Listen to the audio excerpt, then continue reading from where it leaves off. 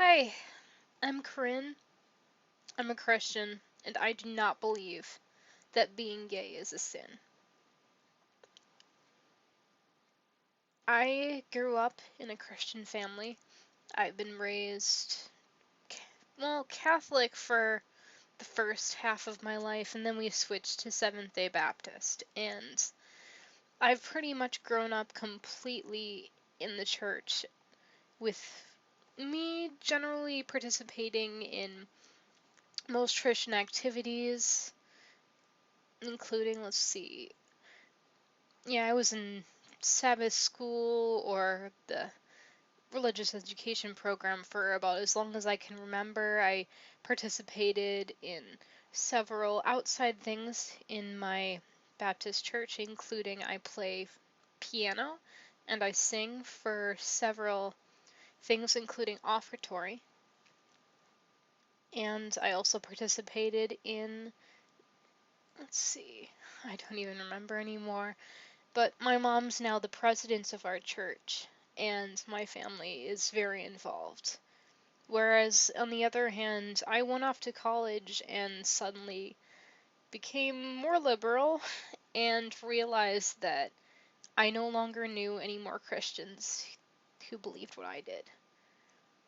And so currently I'm trying to find people like me and people who are not all like that, aka the people who believe that being gay or being part of the LGBTQ community at all is wrong. Now, I was lucky. So many of the churches and the places that I went didn't outright preach that being gay was wrong, and especially not to young kids. So, when I got to high school and I met some of my first gay members of my class, that was it wasn't necessarily different, but it was the way that I got to know that we're that the LGBTQA community, they're people too, and we're really all the same. The only difference is that guys like guys and girls like girls. That's the only difference. And so when I started to get older and things like homosexuality started coming up in Christian conversations, that was when I had to start thinking, because they were saying that this is wrong. And my brain was telling me, why is this wrong? Why? God wouldn't do that. God wouldn't condemn the people that he created because of some simple little thing, like they don't love the same people that everyone else does. Is that really that wrong? And so I began to look into it myself.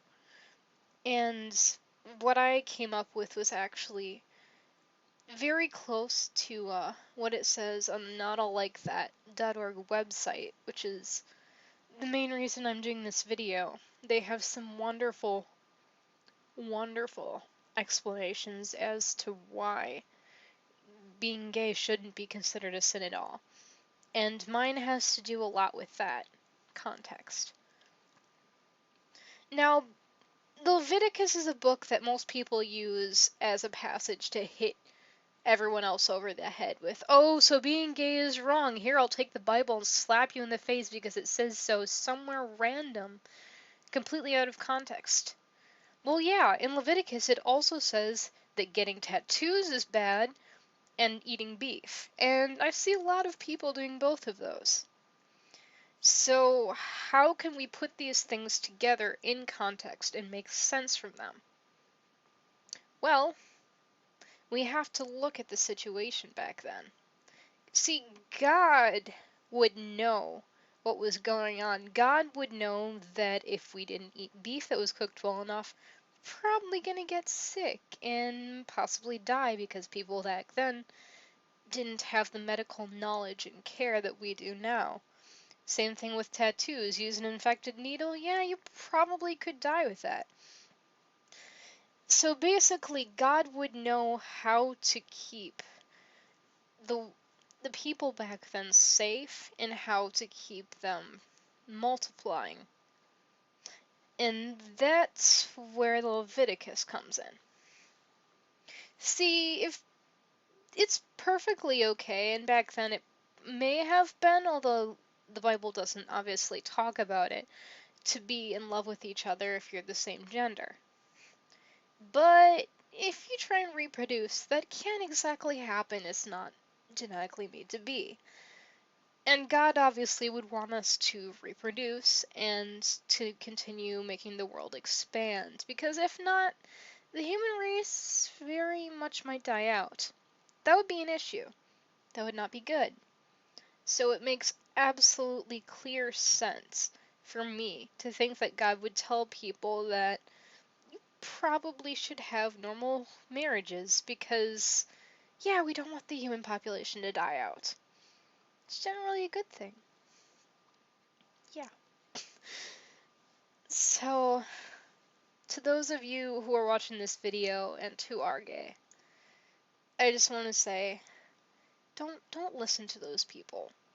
Don't listen to the people who call you faggot and who tell you that what you're doing is a sin, or that it's a choice, and that you should try going out with some nice girl or guy, or that you haven't found the right person yet. You probably have, and you most definitely know that you can't change your orientation. And myself being a part of that community, well, in some way, I'm genderqueer.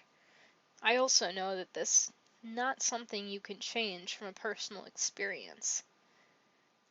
So don't listen to those people. And knowing a lot of the people who do say things like that, and in fact, that's the main reason why I'm having difficulty with my Christianity right now, because I can't find other people who believe what I believe. Don't listen to them. You're right. Jesus died for you, and God loves you. He loves you with all of his heart, and he made you the way you are. So don't you dare change it, and don't you let anyone else change it for you. God made me this way, and it may be hard, and my family may not accept it. They may not think it's legitimate, but I'm this way, and I am cool with that, and I'm going to stay this way. I'm going to keep my hair blue, and you are going to continue falling in love with whoever you want. And no Christian who thinks that taking the Bible literally means that they can talk crap to you is going to let you it's going to let you believe otherwise. I hope this really helps. And please, if you can, check out notalllikethat.org. Thank you so much, and God bless.